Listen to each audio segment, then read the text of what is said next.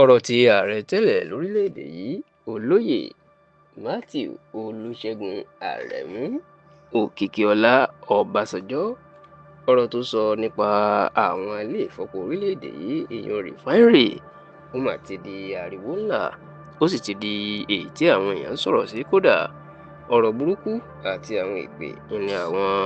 olólùfẹ́ àti alátìlẹyìn ààrẹ Bọ́lá Ahmed Tinubu ni wọ́n fi ránṣẹ́ sí bàbá tí ìnagijẹ tó ń jẹ́ ẹbọra òwú náà. Ǹjẹ́ kí ni olóyè Olúṣẹ́gun Ọbásanjọ́ ṣẹ̀ṣẹ̀ ṣe sọ èyí tó ń bí àwọn ọmọlẹ́yìn àti alátìlẹyìn Tinubu nínú? Wọ́n máa ní ìfọ̀rọ̀wérọ̀ tó ṣẹ̀ṣẹ̀ ṣe pẹ̀lú iléeṣẹ́ tẹlifíṣàn Channels tó lu sórí ẹ̀rọ ayélujára níbi tí Ọbásanjọ́ tó ti ń sọ̀rọ̀ lórí àwọn ilé ìfọpo Nàìjíríà yan refineries tán ló ṣẹ̀ṣẹ̀ ṣiṣẹ́ báyìí. Ẹ rántí pé olóyè Olúṣẹ́gun Ọbásanjọ́ ti sọ tẹ́lẹ̀ wípé irọ́ ní ààrẹ Bọ́lá Tinubu ń pa pé àwọn ilé ìfọpo tó jẹ́ ti orílẹ̀-èdè Nàìjíríà yóò ṣiṣẹ́ nítorí pé nígbà tóun wà nípò ààrẹ orílẹ̀-èdè láàrin ọdún 1999 sọdún 2007 àwọn tó jẹ́ onímọ̀ nípa epo pàápàá àwọn ọ̀gá gbajúgbajà iléeṣẹ́ epo rọ̀bì ní Shell International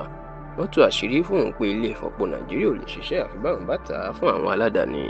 Eléyìí sì lọ́básanjọ́ ló fún òun ní ìgbàdúlójú pé irọ́ ni Tinubu pa. Ṣùgbọ́n nígbà tí ilé ìfọpo ìlú Port Harcourt lórí ìpínlẹ̀ Rivers tó kọ́kọ́ bẹ̀rẹ̀ iṣẹ́ kó tó di pé wọ́n kéde lọ́jọ́ Ajé tí í ṣe ọjọ́ Monday ọ̀sẹ̀ tá a wà nínú ẹ̀ pé ilé ìfọpo ìlú Warri ní ìpínlẹ̀ Delta náà tó ti bẹ̀rẹ̀ iṣẹ́. Níṣe ni àwọn èèyàn kan Ọbásanjọ́ lábùkù wípé alásọtẹ́lẹ̀ òdì ni àti pé ojú ti tì í ojú ẹ̀ sì ti já pẹ̀lú irọ́ tó ń pa wípé ilé ìfọpo Nàìjíríà kò lè ṣiṣẹ́ láéláé àti pé irọ́ ni ààrẹ Bọ́lá Ahmed Tinubu ló ń pa fún gbogbo ọmọ Nàìjíríà. Ṣá o, nígbà tó ń sọ̀rọ̀ lórí eléyìí lórí tẹlifíṣàn Channels, olóyè Olúṣẹ́gun Ọbásanjọ́ tó jẹ́ balógun ìlú Òwu ní Ẹ̀gbá ní ìpínlẹ̀ Ògùn ó jẹ́ kó di mọ̀ pé òun ṣèdúró lórí ọ̀rọ̀ tí òun sọ àti wípé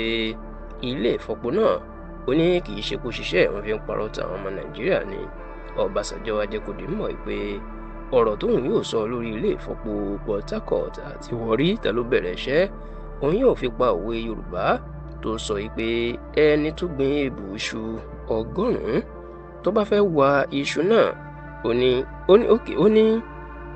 òwe Yorùbá tí ó sọ pé ẹni tó gbin ebù iṣu 100 tó wá ń parọ́ fáwọn èèyàn pé ebù iṣu 200 ló ń gbìn èèyàn 200 tubers of yam oníbásíkò kórè tó bá fẹ́ wa iṣu náà bá dé ó ní tó bá wa iṣu 100 tó gbìn ó lè dandan kó wa irọ́ 100 tó pa pẹ̀lú ẹ̀ ó lóun ò ní sọ jù bẹ́ẹ̀ lọ. Òwe tó ń pa èyí ó ti tó fún ilé ìfọpo tí Tinubu ló ṣiṣẹ́. Gbàrà tí Ọbásanjọ́ tó sọ̀rọ̀ yìí láriwo ńlá mà ti sọ tí àwọn èèyàn tó sì ń sọ oríṣiríṣi ọ̀rọ̀ ṣùgbọ́n tó jẹ́ pé ọ̀rọ̀ burúkú ní làwọn alátìlẹyìn Tinubu ń sọ sí tí wọ́n ń sọ pé agbára rẹ̀ kì í ṣe àgbà dáadáa